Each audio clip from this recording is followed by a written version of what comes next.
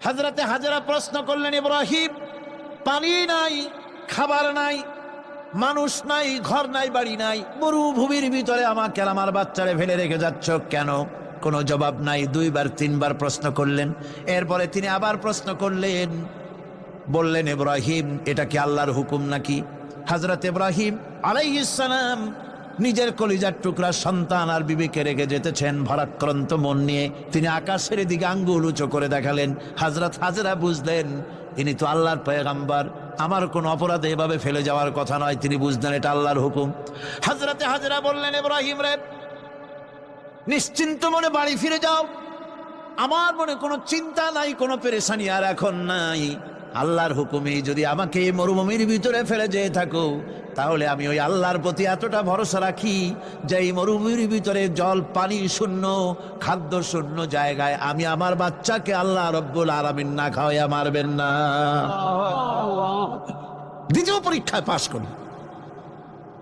3 নম্বরে পরীক্ষা হলো, সন্তান বড় হয়ে গেছে, বুদ্ধি হয়েছে, দৌড়াতে পারে।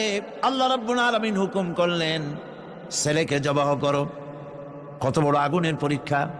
কোরআন শরীফ বলছে, হযরত ইব্রাহিম আলাইহিস সালাম নিজের ছেলেকে ডেকে নিয়ে বললেন, ইয়া বুনাইয়া ইন্নী আরা ফিল মানামি আন্নী আযবাহুক ফানজুর মাযা তারা। হে আমার কলিজার টুকরা সন্তান, আমি স্বপ্নে দেখেছি যেন আমি তোমাকে জবাহ করতেছি। তোমার রায় কি, তোমার মত কি, আমারে শোনাও। ছেলে পয়গম্বর, ছেলে তার জবাবে বললেন, ইয়া আবাতি ফাআল মা তু'মার সাতাজিদুনি ইনশাআল্লাহু বিনাস সাবিরিন। হে আমার আব্বাজান, আপনি যে ব্যাপারে স্বপ্নের ভিতরে আদিষ্ট হয়েছেন, আপনি তা কার্যকরী করুন। আমাকে এতটুকু অধৈর্যের মধ্যে পাবেন না, আমাকে ধৈর্যশীলদের মধ্যে পাবেন। আমারে আপনি আল্লাহর হুকুম পালন করেন।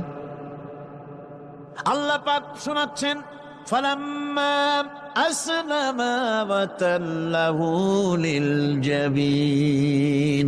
পিতা পুত্র দুজনই রাজি হয়ে গেল। পিতা তার ছেলেকে কাঁধ করে গলার উপরে ছুরি ধরেছেন। আল্লাহ রাব্বুল আলামিন ইসমাইল জবাহ হোক, এটা আল্লাহ চান নাই, আল্লাহ চেয়েছেন পরীক্ষা করতে। পরীক্ষায় ইব্রাহিম পাশ হয়ে গেলেন।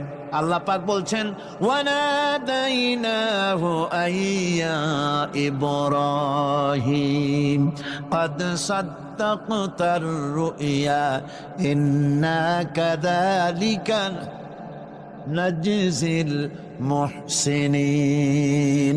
আমি ইব্রাহিমকে ডেকে বললাম, ইব্রাহিম, তুমি তোমার স্বপ্নকে বাস্তবে রূপ দিয়েছো, আর এভাবেই করি আমি মুহসিনিনদেরকে পুরস্কৃত করে থাকি। আল্লাহ পাক খুশি হলেন। আল্লাহ পাক বললেন, ইন্না হাযা লাবালাউল মুবিন। নিঃসন্দেহে এটি একটি বিরাট পরীক্ষা ছিল। ঠিক কি না গণ? আল্লাহ নিজে বলছেন এটা একটি বিরাট পরীক্ষা, আজিম ইমতিহান। সে ইমতিহানে তিনি পাশ করলেন। পরীক্ষায়